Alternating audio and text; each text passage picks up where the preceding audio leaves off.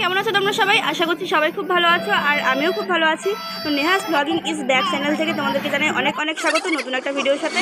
তো তোমরা নিশ্চয়ই টাইটেল এবং থাম্বনেল দেখে বুঝে গেছো যে আমি আজকে কী টপিকের ওপর ভিডিও বানাচ্ছি। হ্যাঁ, আমি আজকে যাচ্ছি বাতকুল্লা। তো দেখতে পাচ্ছ আমরা টোটোতে চেপে গেছি, তাইপুর থেকে টোটো ধরেছি, তাইপুর রোড থেকে। বাতকুল্লা পৌঁছতে মোটামুটি 10 মিনিট লাগবে, বেশিক্ষণ না।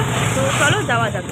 তো দেখো বন্ধুরা, 15 মিনিট পরে আমরা নেমে গেছি বাতকুল্লায়। বাতকুল্লার অনেকটা কাছেই আমাদেরকে নামিয়েছে। ঠাকুরটা এখনো অনেক দূরে, ঠাকুরগুলো পরপর শুরু হয়েছে অনেকটা দূরে, বাট এখানে আমাদের অনেকটা আগে নামানো হয়েছে। এটা পুলিশের নির্দেশ, এটা টোটোওয়ালা কিছু করার নেই, যেটা নির্দেশ সেটা মানতে হবে।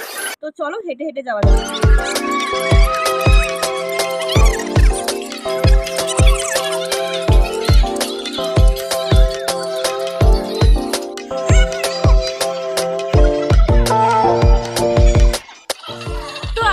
গাছপালা অনেক ভালোবাসি, যেটা তোমরা জানো, আমি তোমাদের অনেক আগেই বলেছি। তাই তো দাঁড়িয়ে গেছিলাম নার্সারির সামনে। আমার মা বললো কী রে ওখানে দাঁড়িয়ে আছিস কেন? তাই দাঁড়িয়ে পড়েছিলাম একটু, আবার হাঁটতে লাগলাম। তো চলো, সামনে লাইটিং দেখা যাচ্ছে, আমরা ঢুকেই পড়েছি। তো আমরা চলে এসেছি, একদম ঢুকে গেছি প্যান্ডেলের সামনে।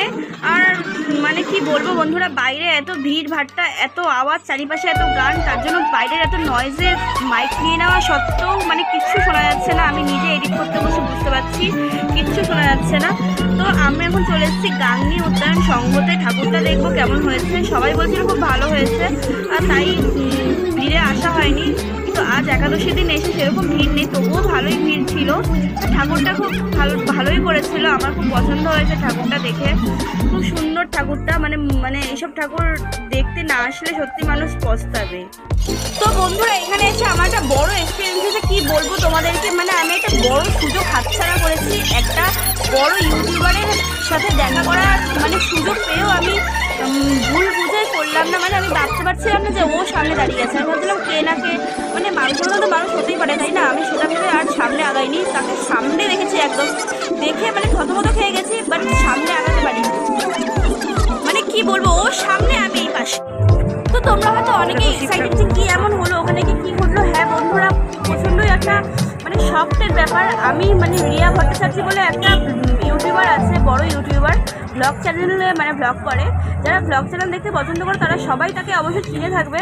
তো ওকে আমি সামনে থেকে দেখলাম, বাট ওর সামনে আগাতে পারিনি। তো তোমরা জানো না বন্ধুরা, আমার ব্লগ রিলেটেড কোনো বড় ইউটিউবারের সাথে দেখা করার কবে থেকে শখ, আর আমি সেটা সামনে পেয়েও হাতছাড়া করলাম। কি বলবো, আমার ভুলের দোষে, আমার চোখের ভুল আমি ভেবে তার সামনেই আগাতে পারিনি। এত বড় গবেট আমি।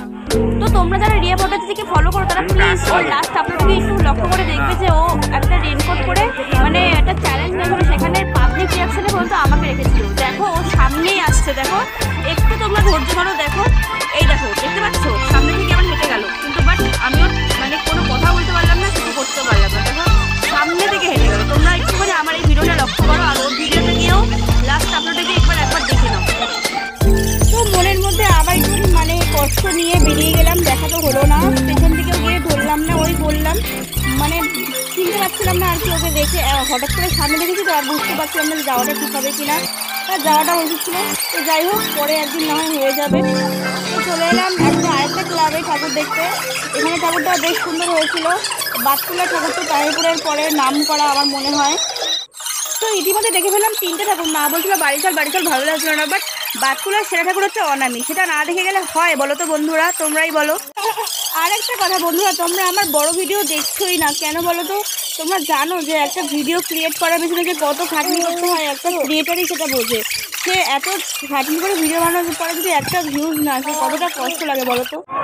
তো বেশ অনেকটা হাঁটতে এখন চলে আসলাম অনামি ক্লাবে। অনামি ক্লাবের সামনে একটা বড় মেলা হয়েছে, এখানে প্রত্যেকবারই অবশ্য মেলা হয়।